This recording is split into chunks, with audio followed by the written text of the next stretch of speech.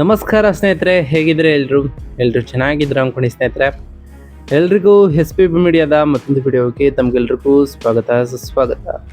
ಸ್ನೇಹಿತರೆ, 2026ರ ಈ ಒಂದು ವರ್ಷದಲ್ಲಿ ಏಪ್ರಿಲ್ 8ರ ನಂತರ ಮಕರ ರಾಶಿಯವರ ಭವಿಷ್ಯ ಹೇಗಿರಲಿದೆ, ಅದರಲ್ಲೂ ಈ ತಿಂಗಳು ಉಂಟಾಗ್ತಿರುವಂತಹ ಗ್ರಹ ಸಂಚಾರದ ಬದಲಾವಣೆಯು ಮಕರ ರಾಶಿಯವರ ಜೀವನದಲ್ಲಿ ಏನೆಲ್ಲ ಪರಿಣಾಮಗಳನ್ನು ಬೀರಲಿದೆ, ಯಾವುದರಲ್ಲಿ ಶುಭವಾಗಲಿದೆ, ಯಾವುದರಲ್ಲಿ ಬಹಳ ಎಚ್ಚರಿಕೆಯನ್ನು ವಹಿಸಬೇಕು ಈ ಮಕರ ರಾಶಿಯವರು, ಹಾಗೆಯೇ ಈ ಮಕರ ರಾಶಿಯವರಿಗೆ ಇರುವಂತಹ ಸಮಸ್ಯೆಗಳಿಗೆ ಸರಳ ಪರಿಹಾರಗಳೇನು ಎಂಬುದನ್ನು ಕೂಡ ಇದೇ ವಿಡಿಯೋದಲ್ಲಿ ತಿಳಿಸ್ಕೊಡ್ತಾ ಹೋಗ್ತೀನಿ ಸ್ನೇಹಿತರೆ.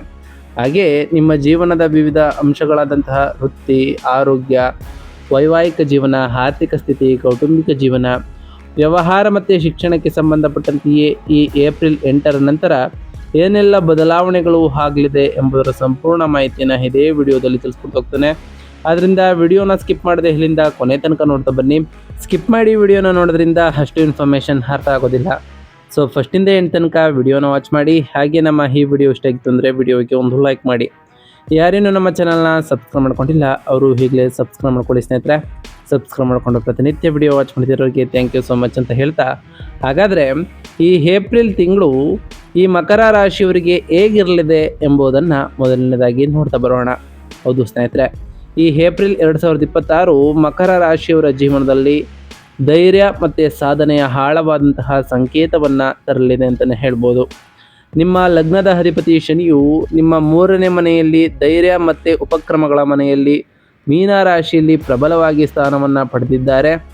ಏಪ್ರಿಲ್ 2ರಂದೆಯೇ 11ನೇ ಮನೆಯ ಅಧಿಪತಿ ಮಂಗಳನು ಶನಿಯೊಂದಿಗೆ ಸೇರಿರೋದ್ರಿಂದ ನಿಮ್ಮ ಕಠಿಣ ಪರಿಶ್ರಮ ಮತ್ತು ಹಠಮಾರಿ ದೃಢ ನಿಶ್ಚಯದ ಮೂಲಕ ನೀವು ಅತ್ಯಂತ ಕಷ್ಟಕರವಾದ ಮತ್ತು ಅಸಾಧ್ಯವೆಂದು ತೋರುವ ಕಾರ್ಯಗಳನ್ನು ಸಹ ಸಾಧಿಸ್ತಾ ಹೋಗ್ತೀರಿ. ಪ್ರಬಲವಾದ ಸಂವಹನ ಮತ್ತು ಪ್ರಯಾಣಗಳ ಮೂಲಕ ಯಶಸ್ಸು ಪ್ರಾಥಮಿಕವಾಗಿ ಸಾಧಿಸಲ್ಪಡ್ತಾ ಹೋಗ್ತದೆ ಅಂತಲೇ ಹೇಳ್ಬೋದು. ಅದರಲ್ಲೂ ಈ ತಿಂಗಳ ಮಧ್ಯದಲ್ಲಿ ಸ್ವಲ್ಪ ಪ್ರಕ್ಷುಬ್ಧತೆ ಈ ರಾಶಿಯವರಿಗೆ ಇರಲಿದೆ.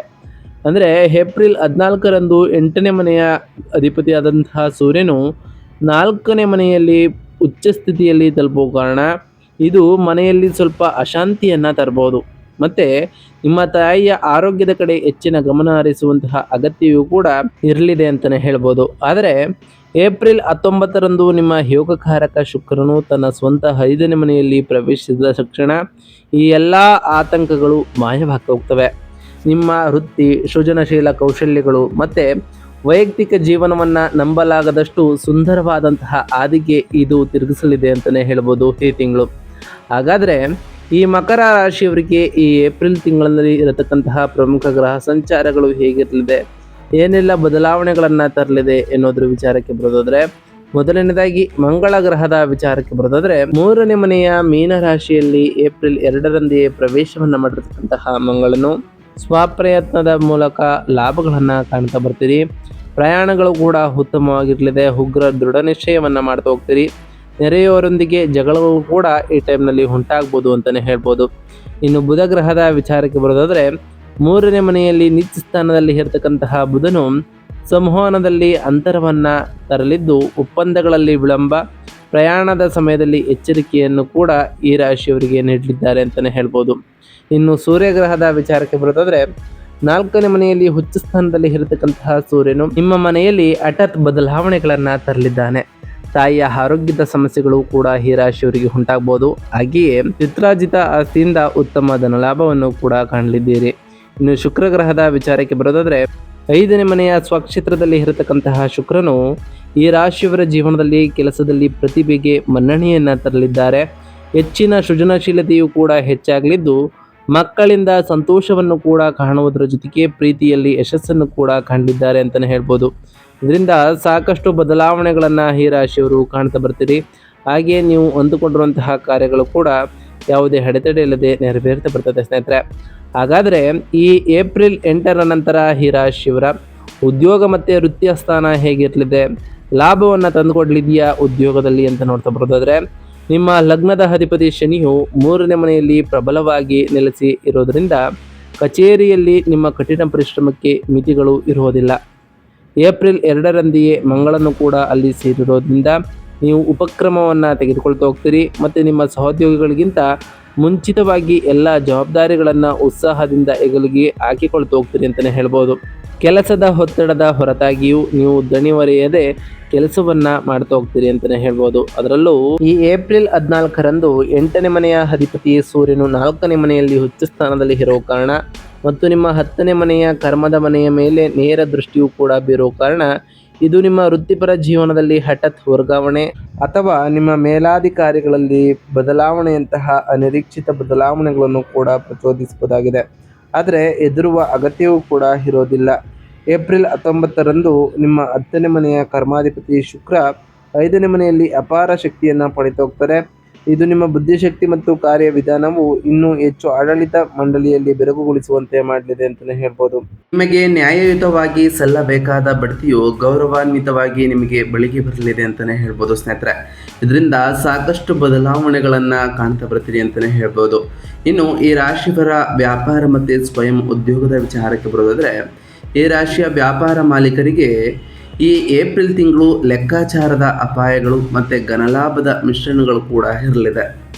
3ನೇ ಮನೆಯಲ್ಲಿ ಮಂಗಳ ಮತ್ತು ಶನಿಯ ಸಂಚಾರವು ವ್ಯಾಪಾರ ವಿಸ್ತರಣೆಗಾಗಿ ನೀವು ಕೈಗೊಳ್ಳುವಂತಹ ಪ್ರಯಾಣಗಳು ಹೆಚ್ಚು ಫಲಪ್ರದವಾಗುವುದನ್ನು ಖಚಿತಪಡಿಸಲಿದ್ದು, ನೀವು ಹೊಸ ತಂತ್ರಗಳೊಂದಿಗೆ ಧೈರ್ಯದಿಂದ ಪ್ರಯೋಗವನ್ನು ಮಾಡ್ತಾ ಹೋಗ್ತೀರಿ. 11ನೆಯ ಲಾಭಾಧಿಪತಿ ಮಂಗಳ ಪ್ರಬಲನಾಗಿ ಇರೋದರಿಂದ ನಿಮ್ಮದೇ ಆದ ನವೀನ ಆಲೋಚನೆಗಳು ನಿಮ್ಮ ವ್ಯಾಪಾರವನ್ನು ಲಾಭದಾಯಕ ಹಾದಿಯಲ್ಲಿ ದೃಢವಾಗಿ ಇರಿಸಲಿದೆ. 9ನೇ ಮನೆಯ ಅಧಿಪತಿ ಬುಧನು ಏಪ್ರಿಲ್ 11ರಿಂದ ನೀಚ ಸ್ಥಿತಿಯಲ್ಲಿ ಇರೋ ಕಾರಣ ಒಪ್ಪಂದಗಳನ್ನು ಅಂತಿಮಗೊಳಿಸುವಾಗ ಯಾವುದೇ ಸಂವಹನ ಅಂತರ ಇರುವುದನ್ನು ನೀವು ಖಚಿತಪಡಿಸಿಕೊಳ್ಬೇಕು ಸ್ನೇಹಿತರೆ. ಏಪ್ರಿಲ್ 19ರ ನಂತರ ಶುಕ್ರನು ತನ್ನ ಸ್ವಂತ ರಾಶಿಗೆ ಅಂದರೆ ವೃಷಭ ರಾಶಿಗೆ ಪ್ರವೇಶವನ್ನು ಮಾಡುವ ಕಾರಣ ಸೃಜನಶೀಲ ಕ್ಷೇತ್ರಗಳು, ವಿನ್ಯಾಸ, ವಾಸ್ತುಶಿಲ್ಪ ಮತ್ತು ಇವೆಂಟ್ ಮ್ಯಾನೇಜ್ಮೆಂಟ್ ಮೇಲೆ ಸಂಪತ್ತಿನ ಮಳೆ ಆಗ್ತಾ ಹೋಗ್ತದೆ ಅಂತಲೇ ಹೇಳ್ಬೋದು. ಹಾಗೆಯೇ ಶೇರ್ ಮಾರ್ಕೆಟ್ ಹೂಡಿಕೆಗಳು ಸಹ ನಿಮಗೆ ಹೆಚ್ಚು ಲಾಭವನ್ನು ತಂದುಕೊಡಲಿದೆ. ಇನ್ನು ಈ ರಾಶಿಯವರ ಹಣಕಾಸು ಮತ್ತು ಸಂಪತ್ತಿನ ವಿಚಾರಕ್ಕೆ ಬರೋದಾದರೆ, ನಿಮ್ಮ 2ನೇಯ ಧನಸ್ಥಾನದಲ್ಲಿ ರಾಹುವಿನ ಸಂಚಾರವು ಈ ತಿಂಗಳು ಅನಿರೀಕ್ಷಿತ ಖರ್ಚುಗಳನ್ನು ತರಲಿದೆ. ನೀವು ಎಷ್ಟೇ ಗಳಿಸಿದರೂ ಹಣವನ್ನು ಉಳಿಸಿಕೊಳ್ಳುವುದು ಬಹಳ ಕಷ್ಟವಾಗ್ತಾ ಹೋಗ್ತದೆ. ಹಾಗೆ ಈ ಏಪ್ರಿಲ್ 8ರ ನಂತರವೂ ಕೂಡ ಎಲ್ಲ ಆರ್ಥಿಕ ವ್ಯವಹಾರಗಳಲ್ಲಿ ನಿಮ್ಮ ಮಾತಿಗೆ ಬದ್ಧರಾಗ್ತಾ ಹೋಗ್ತಾರೆ. ಬಹಳ ನಿರ್ಣಾಯಕವಾಗಿರ್ತದೆ ಈ ತಿಂಗಳು. ಏಪ್ರಿಲ್ 14ರಂದು ಕಾಸ್ಮಿಕ್ ಅಲೆಗಳು ನಿಮ್ಮ ಪರವಾಗಿ ತಿರುಗಲಿದೆ ಅಂತಲೇ ಹೇಳ್ಬೋದು. 4ನೇ ಮನೆಯಲ್ಲಿ 8ನೇ ಮನೆಯ ಅಧಿಪತಿ ಸೂರ್ಯನು ಉಚ್ಚ ಸ್ಥಿತಿಯನ್ನು ತಲುಪುವುದು ವಿಮಾ ಪಾವತಿಗಳು, ಹಳೆಯ ಬಾಕಿಗಳ ವಸೂಲಿ ಅಥವಾ ಪಿತ್ರಾರ್ಜಿತ ಆಸ್ತಿಗಳ ಇತ್ಯರ್ಥದ ಮೂಲಕ ಹಠಾತ್ ಆರ್ಥಿಕ ಧನಲಾಭಗಳನ್ನು ಕೂಡ ಕಾಣ್ತಾ ಬರ್ತೀರಿ. ಮನೆ ಅಥವಾ ವಾಹನವನ್ನು ಮಾರಾಟ ಮಾಡುವುದರಿಂದ ಉತ್ತಮವಾದಂತಹ ಲಾಭಗಳು ಕೂಡ ಸಿಗಲಿದೆ. ಏಪ್ರಿಲ್ 19ರ ನಂತರ 5ನೇ ಮನೆಯ ಶುಕ್ರನು ಷೇರುಗಳು ಮತ್ತು ಬುದ್ಧಿವಂತ ಹೂಡಿಕೆಗಳ ಮೂಲಕ ಅದೃಷ್ಟಗಳನ್ನು ಈ ರಾಶಿಯವರಿಗೆ ತರಲಿದ್ದಾನೆ ಅಂತಲೇ ಹೇಳ್ಬೋದು. ಇನ್ನು ಈ ರಾಶಿಯವರ ಆರೋಗ್ಯ ಮತ್ತು ಯೋಗಕ್ಷೇಮದ ವಿಚಾರಕ್ಕೆ ಬರೋದಾದರೆ, ನಿಮ್ಮ ಲಗ್ನದ ಅಧಿಪತಿ ಶನಿಯು 3ನೇ ಮನೆಯಲ್ಲಿ ಬಲವಾಗಿ ನೆಲೆಸಿರೋದರಿಂದ ನೀವು ಸ್ವಾಭಾವಿಕವಾಗಿ ಅತ್ಯುತ್ತಮವಾದಂತಹ ರೋಗ ನಿರೋಧಕ ಶಕ್ತಿ ಮತ್ತು ದೈಹಿಕ ದೃಢತೆಯನ್ನು ಆನಂದಿಸ್ತಾ ಹೋಗ್ತೀರಿ. ನಿಮ್ಮ 6ನೇಯ ರೋಗದ ಮನೆಯಲ್ಲಿ ಅಂದರೆ ಮಿಥುನ ರಾಶಿಯಲ್ಲಿ ಗುರುವಿನ ಸಂಚಾರವು ಉಂಟಾಗುವ ಕಾರಣ ಕೊಲೆಸ್ಟ್ರಾಲ್ನಲ್ಲಿ ಸಣ್ಣ ಏರಿಕೆಗೆ ಕೂಡ ಕಾರಣವಾಗಬಹುದು ಅಥವಾ ಸಣ್ಣ ಯಕೃತ್ ಅಥವಾ ಜೀರ್ಣಕ್ರಿಯೆಗೆ ಸಂಬಂಧಪಟ್ಟಂತಹ ಸಮಸ್ಯೆಗಳು ತರಬಹುದು ಸ್ನೇಹಿತರೆ. ಏಪ್ರಿಲ್ 14ರಂದು ಸೂರ್ಯನು 4ನೇ ಮನೆಯಲ್ಲಿ ಉಚ್ಚ ಸ್ಥಾನದಲ್ಲಿ ಇರುವ ಕಾರಣ ಎದೆ ಮತ್ತು ಹೃದಯಕ್ಕೆ ಸಂಬಂಧಪಟ್ಟಂತಹ ವಿಷಯಗಳಲ್ಲಿ ಸ್ವಲ್ಪ ಎಚ್ಚರಿಕೆಯಿಂದ ಇರಬೇಕು. ದೇಹದ ಅತಿಯಾದಂತಹ ಉಷ್ಣತೆ ಮತ್ತು ರಕ್ತದೊತ್ತಡದಲ್ಲಿ ತಾತ್ಕಾಲಿಕ ಏರಿಕೆಯನ್ನು ಕಂಡುಬರ್ಬೋದು. ಹೆಚ್ಚು ಮುಖ್ಯವಾಗಿ ಈ ಸಮಯದಲ್ಲಿ ನಿಮ್ಮ ತಾಯಿಯ ಆರೋಗ್ಯ ಮತ್ತು ಯೋಗಕ್ಷೇಮದ ಬಗ್ಗೆ ಹೆಚ್ಚಿನ ಗಮನವನ್ನು ಹರಿಸುವುದು ಕೂಡ ಈ ರಾಶಿಯವರಿಗೆ ಮುಖ್ಯವಾಗಿರಲಿದೆ. ಇನ್ನು ಈ ರಾಶಿಯವರ ಕುಟುಂಬ ಮತ್ತು ಸಂಬಂಧಗಳ ವಿಚಾರಕ್ಕೆ ಬರೋದಾದರೆ, ಗ್ರಹಶಾಂತಿಯ 4ನೇ ಮನೆಯಲ್ಲಿ ಉಚ್ಚ ಸ್ಥಾನದಲ್ಲಿ ಸೂರ್ಯನು ಇರುವ ಕಾರಣ ಸಂಚಾರವು ಮನೆಯಲ್ಲಿ ಗಮನಾರ್ಹವಾದ ನೆಮ್ಮದಿಯ ಕೊರತೆಯನ್ನು ಉಂಟು ಮಾಡಲಿದೆ. ಕುಟುಂಬದ ಸದಸ್ಯರ ನಡುವೆ ವಿಶೇಷವಾಗಿ ಹಿರಿಯರೊಂದಿಗೆ ಅಹಂಕಾರದ ಸಮಸ್ಯೆಗಳು ಇದ್ದಕ್ಕಿದ್ದಂತೆ ಉಲ್ಬಣಗೊಳ್ಳಬಹುದು. ಮನೆಯಲ್ಲಿ ಸಣ್ಣ ಬೆಂಕಿ ಅಥವಾ ವಿದ್ಯುತ್ ಅಪಘಾತದ ಸಾಧ್ಯತೆಯೂ ಕೂಡ ಇರಲಿದೆ. ಅದರಿಂದ ಮೂಲಭೂತವಾಗಿ ಎಚ್ಚರಿಕೆ ಇರುವುದು ಕೂಡ ಅಗತ್ಯ ಇರಲಿದೆ ಅಂತಲೇ ಹೇಳ್ಬೋದು. ಆದರೆ ವೈಯಕ್ತಿಕ ಸಂಬಂಧಗಳ ವಿಷಯಕ್ಕೆ ಬಂದರೆ, ಏಪ್ರಿಲ್ 19ರಂದು ಪ್ರೀತಿ ಮತ್ತು ಮಕ್ಕಳ 5ನೇ ಮನೆಯ ಶುಕ್ರನು ಪ್ರವೇಶವನ್ನು ಮಾಡುವ ಕಾರಣ ಅತ್ಯಂತ ಮಧುರ ಮತ್ತು ಪ್ರಣಯಭರಿತ ಅವಧಿಯನ್ನು ಪ್ರಾರಂಭಿಸಲಿದೆ ಅಂತಲೇ ಹೇಳ್ಬೋದು. ಅವಿವಾಹಿತರಿಗೆ ಪ್ರೇಮ ಸಂಬಂಧಗಳು ಸುಂದರವಾಗಿ ಹರಳುತ್ತಾ ಹೋಗ್ತವೆ. ಗಂಡ ಮತ್ತು ಹೆಂಡತಿಯ ನಡುವೆ ಪ್ರಣಯ ಮತ್ತು ಪರಸ್ಪರ ಆಕರ್ಷಣೆ ಗಮನಾರ್ಹವಾಗಿ ಹೆಚ್ಚಾಗಲಿದೆ. ಇದಲ್ಲದೆ ಶೈಕ್ಷಣಿಕ ಅಥವಾ ಪಠ್ಯೇತರ ಚಟುವಟಿಕೆಗಳಲ್ಲಿ ನಿಮ್ಮ ಮಕ್ಕಳ ಪ್ರಗತಿಯು ನಿಮಗೆ ಅಪಾರವಾದಂತಹ ಸಂತೋಷವನ್ನು ಕೂಡ ತರಲಿದೆ. ಇನ್ನು ಈ ರಾಶಿಯವರ ಶಿಕ್ಷಣದ ವಿಚಾರಕ್ಕೆ ಬರೋದಾದರೆ, ಶಿಕ್ಷಣದ ಕಾರಕನಾದಂತಹ ಬುಧನು ನೀಚ ಸ್ಥಾನದಲ್ಲಿ ಇರುವ ಕಾರಣ ವಿದ್ಯಾರ್ಥಿಗಳು ಏಪ್ರಿಲ್ ಈ ಮೊದಲ 15 ದಿನಗಳಲ್ಲಿ ನಿರಾಶಾದಾಯಕವಾದಂತಹ ಏಕಾಗ್ರತೆಯ ಕೊರತೆಯನ್ನು ಅನುಭವಿಸ್ತಾ ಹೋಗ್ತೀರಿ. ಏಪ್ರಿಲ್ 19ರಂದು ಶಕ್ತಿಯು ನಾಟಕೀಯವಾಗಿ ಬದಲಾಗ್ತಾ ಹೋಗ್ತದೆ. ನಿಮ್ಮ 5ನೇ ಮನೆಯ ವಿದ್ಯಾಧಿಪತಿಯಾದಂತಹ ಶುಕ್ರನು ತನ್ನ ಸ್ವಂತ ಮನೆಯಲ್ಲಿ ಪ್ರವೇಶವನ್ನು ಮಾಡುವ ಕಾರಣ ವಿದ್ಯಾರ್ಥಿಗಳ ಗ್ರಹಣ ಶಕ್ತಿ ಮತ್ತು ಗಮನವು ಗಮನಾರ್ಹವಾಗಿ ಹೆಚ್ಚಾಗಲಿದೆ. ಕಲೆ, ಸೃಜನಶೀಲ ವಿಷಯಗಳು ಹಾಗೆ ವಿನ್ಯಾಸ ಅಥವಾ ಫ್ಯಾಷನನ್ನು ಅನುಸರಿಸುವಂತಹ ವಿದ್ಯಾರ್ಥಿಗಳಿಗೆ ಇದು ಸುವರ್ಣ ಯುಗವಾಗಿರಲಿದೆ ಅಂತಲೇ ಹೇಳ್ಬೋದು. ಸ್ಪರ್ಧಾತ್ಮಕ ಪರೀಕ್ಷೆಗಳಿಗೆ ತಯಾರಿ ನಡೆಸುತ್ತಿರುವವರು ತಮ್ಮ ಸಂವಹನ ಮತ್ತು ಬರವಣಿಗೆ ಕೌಶಲ್ಯಗಳಲ್ಲಿ ಗಮನಾರ್ಹವಾದ ಸುಧಾರಣೆಯನ್ನು ಕೂಡ ಗಮನಿಸ್ತಾ ಹೋಗ್ತಾರೆ. ಒಟ್ಟಾರೆಯಾಗಿ ಈ ಏಪ್ರಿಲ್ 8ರ ನಂತರವೂ ಕೂಡ ಸಾಕಷ್ಟು ಬದಲಾವಣೆಗಳನ್ನು ಕಾಣ್ತಾ ಬರ್ತಿದೆ ಅಂತಲೇ ಹೇಳ್ಬೋದು. ಹಾಗೆ ಈ ತಿಂಗಳಿನಲ್ಲಿ ಈ ರಾಶಿಯವರು ಮಾಡಬೇಕಾಗಿರುವಂತಹ ಸರಳ ಪರಿಹಾರಗಳೇನು? 4ನೇ ಮನೆಯಲ್ಲಿ ಸೂರ್ಯನ ಶಾಖ ಸಂಬಂಧಪಟ್ಟಂತಹ ಪರಿಣಾಮಗಳನ್ನು ಕಡಿಮೆ ಮಾಡಲು, ನಿಮ್ಮ ಕುಟುಂಬದಲ್ಲಿ ಸಂಪೂರ್ಣ ಶಾಂತಿಯನ್ನು ಸ್ಥಾಪಿಸಲು, ಹಾಗೆ ಯೋಗಕಾರಕನಾದಂತಹ ಶುಕ್ರನ ಪ್ರಬಲ ಶಕ್ತಿಯನ್ನು ಹೆಚ್ಚಿಸಲು ನಾವು ತಿಳಿಸ್ಕೊಡುವಂತಹ ಸರಳ ಪರಿಹಾರಗಳನ್ನು ಒಂದೊಂದಾಗಿ ಮಾಡ್ತಾ ಬನ್ನಿ ಸ್ನೇಹಿತರೆ.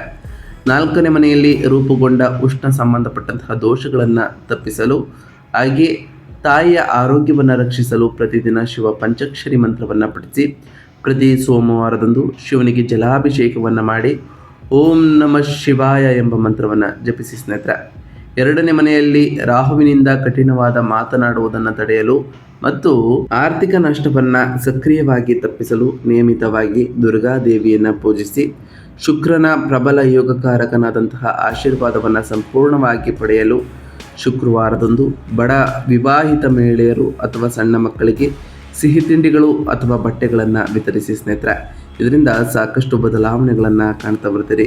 ಪ್ರತಿ ಶುಕ್ರವಾರದಂದು ತಾಯಿ ಜಗನ್ಮಾತೆಯಾದಂತಹ ಲಕ್ಷ್ಮೀದೇವಿಗೆ ಪೂಜೆಯನ್ನು ಸಲ್ಲಿಸಿ ಲಕ್ಷ್ಮೀದೇವಿಗೆ ಪ್ರಿಯವಾಗಿರುವಂತಹ ಬಿಳಿ ಹೂವುಗಳನ್ನು ಅರ್ಪಿಸಿ ಪೂಜೆಯನ್ನು ಸಲ್ಲಿಸೋದ್ರಿಂದ ಆ ಲಕ್ಷ್ಮೀದೇವಿಯ ಕೃಪೆಗೂ ಕೂಡ ನೀವು ಪಾತ್ರರಾಗ್ತೀರಿ. ಪ್ರತಿ ಶನಿವಾರದಂದು ಓಂ ಶಂ ಶನೈಶ್ವರಾಯ ನಮಃ ಎಂಬ ಮಂತ್ರವನ್ನು ಜಪಿಸಿ ಸಾಧ್ಯವಾದರೆ ಶನಿದೇವರ ದೇವಾಲಯಕ್ಕೆ ತೆರಳಿ ಶನಿದೇವರಿಗೆ ಪ್ರಿಯವಾಗಿರುವಂತಹ ಕಪ್ಪು ಎಳ್ಳಿನ ಬತ್ತಿಯನ್ನು ಶನಿದೇವರ ದೇವಸ್ಥಾನದಲ್ಲಿ ಹಚ್ಚೋದ್ರಿಂದ ಆ ಶನಿದೇವರ ಕೃಪೆಗೂ ಕೂಡ ಪಾತ್ರರಾಗ್ತೀರಿ. ಪ್ರತಿ ಗುರುವಾರದಂದು ಓಂ ಗುರುಭ್ಯೋ ನಮಃ ಎಂಬ ಮಂತ್ರವನ್ನು ಜಪಿಸುವುದರ ಜೊತೆಗೆ ಗುರು ರಾಯರ ಜಪವನ್ನು ಮಾಡಿ ರಾಯರ ಅನುಗ್ರಹದಿಂದ ನಿಮ್ಮ ಎಲ್ಲ ಕಷ್ಟ ಕಾರ್ಪಣ್ಯಗಳು ಕೂಡ ಮುಗಿಯಲಿದೆ ಅಂತಲೇ ಹೇಳ್ಬೋದು. ನಾವು ತಿಳಿಸ್ಕೊಟ್ಟಿರುವಂತಹ ಎಲ್ಲ ಸರಳ ಪರಿಹಾರಗಳನ್ನು ಈ ರಾಶಿಯವರು ಮಾಡುತ್ತಾ ಬಂದರೆ ಸಾಕಷ್ಟು ಬದಲಾವಣೆಯನ್ನು ಕಾಣ್ತಾ ಬರ್ತೀರಿ. ನೀವು ಅಂದುಕೊಂಡಿರುವಂತಹ ಕಾರ್ಯಗಳು ಕೂಡ ಯಾವುದೇ ಅಡೆತಡೆ ಇಲ್ಲದೆ ನೆರವೇರ್ತಾ ಬರ್ತದೆ ಸ್ನೇಹಿತರೆ. ಇದಾಗಿತ್ತು ಇವತ್ತಿನ ಒಂದು ವಿಡಿಯೋ ಸ್ನೇಹಿತರೆ. ವಿಡಿಯೋ ಇಷ್ಟ ಆಗಿತ್ತು ಅಂದರೆ ವಿಡಿಯೋಕ್ಕೆ ಒಂದು ಲೈಕ್ ಮಾಡಿ. ಯಾರಿನ್ನೂ ನಮ್ಮ ಚಾನಲ್ನ ಸಬ್ಸ್ಕ್ರೈಬ್ ಮಾಡ್ಕೊಂಡಿಲ್ಲ ಅವರು ಈಗಲೇ ಸಬ್ಸ್ಕ್ರೈಬ್ ಮಾಡ್ಕೊಳ್ಳಿ. ಸಬ್ಸ್ಕ್ರೈಬ್ ಮಾಡ್ಕೊಂಡು ಪ್ರತಿನಿತ್ಯ ವಿಡಿಯೋ ವಾಚ್ ಮಾಡ್ತಿರೋರಿಗೆ ಥ್ಯಾಂಕ್ ಯು ಸೋ ಮಚ್ ಅಂತ ಹೇಳ್ತಾ, ಹಾಗೆ ಕಮೆಂಟ್ನಲ್ಲಿ ಓಂ ಶನೈಶ್ವರಾಯ ನಮಃ, ಓಂ ಗುರುಭ್ಯೋ ನಮಃ, ಓಂ ಲಕ್ಷ್ಮೀನಾರಾಯಣಾಯ ನಮಃ, ಓಂ ನಮಃ ಶಿವಾಯ, ಓಂ ಅಂಗರಾಯಕಾಯ ನಮಃ ಎಂದು ಕಮೆಂಟ್ ಮಾಡಿ ಸ್ನೇಹಿತರೆ. ಆ ಶನಿದೇವರು, ಮಂಗಳದೇವ, ಗುರುದೇವ, ಲಕ್ಷ್ಮೀನಾರಾಯಣ, ಆ ಶಿವ ನಿಮಗೆ ಆಯುಷ್ಯ ಆರೋಗ್ಯ ಸಮೃದ್ಧಿಗಳನ್ನು ಕೊಟ್ಟು ಕಾಪಾಡಲಿ. ನೀವು ಅಂದುಕೊಂಡಿರುವಂತಹ ಕಾರ್ಯಗಳು ಯಾವುದೇ ಅಡೆತಡೆ ಇಲ್ಲದೆ ನೆರವೇರಲಿ ಅಂತ ಆ ದೇವರಲ್ಲಿ ಕೇಳ್ಕೊಳ್ತಾ ಇವತ್ತಿನ ಒಂದು ವಿಡಿಯೋನ ಮುಗಿಸ್ತಿದ್ದೀನಿ ಸ್ನೇಹಿತರೆ. ಸಿಗ್ತೀನಿ ಮತ್ತೊಂದು ವಿಡಿಯೋದೊಂದಿಗೆ. Thank you for watching.